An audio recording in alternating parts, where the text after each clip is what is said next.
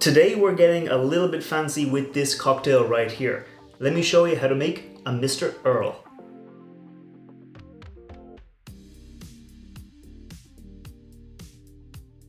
Welcome back to the channel. I'm Matt, I'm the Whiskey Nerd, and like I said, today we're getting a little bit fancy because we're making a Mr. Earl cocktail. And I got the idea for this cocktail when I reviewed this whiskey right here. This is the brand new Jameson Triple Triple. I'll put a link to the review up there. There'll be a link down below if you want to check that out.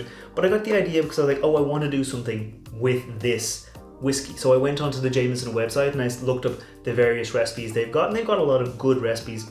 But this one stuck out to me, the Mr. Earl. It's kind of like, if you want to think of it like a fancy breakfast cocktail, because it obviously uses whiskey. This here is the new Jameson Triple Triple, but you can use whatever kind of nice, soft, sweet Irish whiskey you want.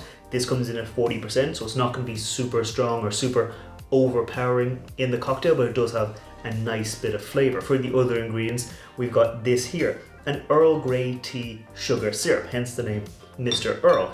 Earl Grey tea is basically tea, well, it's a standard tea, but with like some herbal notes going into it to give it a little bit of extra flavor that just gives it a bit of lightness, a bit of like really breakfasty notes. To make this, what I did was I made 125 ml, like very strong Earl Grey tea. Like I let this tea bag sit in it for like 5-6 minutes to get it really, really strong and flavored. Took the tea bag out, then added 125 grams of white sugar, heated it up until all that sugar melted, and made this really nice, really kind of semi-thick, sweet, but kind of Earl Grey tea flavored sugar syrup. The rest of the ingredients, kind of simple. Got some lemon juice, some orange bitters, and some marmalade. You can use, again, whatever marmalade you want. I managed to find marmalade that has some whiskey in it because, again, got to stay on brand with the Whiskey Nerd.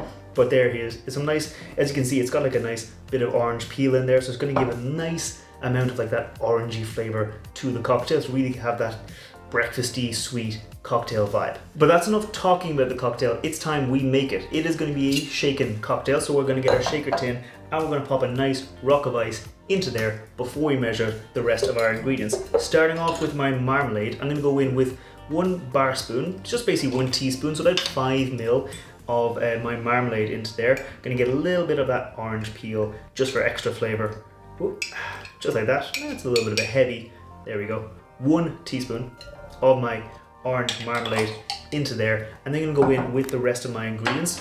Measuring cup, I'm going to go in with 50 ml of my Jameson Triple Triple. Again, you can use whatever whiskey you want. Me here, I'm using the Jameson, but I think a nice kind of softer whiskey, so one down at like 40% is going to be what you want, because you don't want it to be an overly boozy cocktail. This is kind of lighter and sweeter because you want the rest of those flavors to come through. Speaking of the rest of the flavors, we're going to go in with 25 ml, so half the amount of our whiskey, so 25 ml of freshly squeezed lemon juice, because freshly squeezed lemon juice, much better than store-bought. You're going to get a lot more like fresh citrus flavor into the cocktail. Then our Earl Grey tea sugar syrup, 15 ml or half an ounce of that into there, because that does have, that kind of Earl Grey tea, sweet but kind of herbal, almost botanical note, and it gives a lot of flavor. And lastly, my orange bitters, just 1 dash to really round out and amp up that kind of orangey citrus note into the cocktail.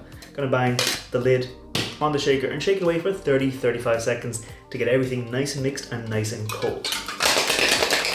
Okay, I think that is nicely chilled now, so I'm gonna bang the top off my cocktail shaker and get ready to strain it out. Because I have a marmalade that has like a lot of pulp in it, I am going to be double straining it. So I'm going to get my Hawthorne strainer up top, my fine mesh strainer down below, and strain it out just to catch any of that orange peel that wants to get in and ruin the nice clean presentation of our cocktail. Just like that.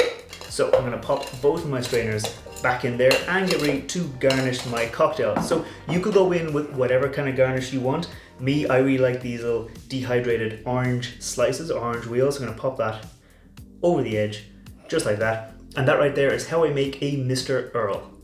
Now real quick, before I taste this cocktail, if you're new here, scroll down, hit that thumbs up button, hit that subscribe button. I put out whiskey reviews like the review of that Jameson every Wednesday, and I put out cocktail recipes like this featuring whiskey every Friday. And if you want to leave me a comment and let me know if there's any cocktails you think I should try out next, make sure to leave me a comment.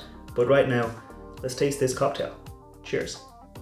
Oh, that is very orangey, but it's not like overly orangey, if that makes sense. Like, you get a lot of orange, but then you get that whiskey kind of grainy, caramelly, buttery sweetness behind it, and you get that Earl Grey tea, again, that herbal, botanical, breakfasty, the caramelly notes from that sugar come through. So it almost feels like marmalade on toast. Like, obviously there's marmalade in here, there's a lot of orangey notes, the citrusy notes from that lemon, the orange bitters. You get this kind of like breakfast cocktail vibe, but then behind that initial hit of orange, hit of citrus, you get that herbal note, you get that whiskey note coming through.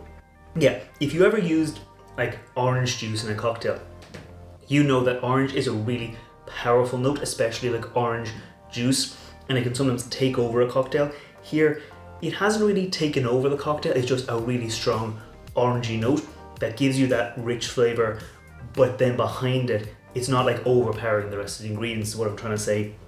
Nicely rich, nicely balanced, very orangey, but in a nice way. It almost feels like a mimosa, or one of those cocktails you'd have at brunch, maybe at breakfast, depending on if you're celebrating or not. But a nice little drink. I think it's quite nice. Not everyone's cup of tea, especially if they don't really like orangey cocktails, but me, I do. So I'm going to keep on enjoying it, and I'll see you next time. Slán.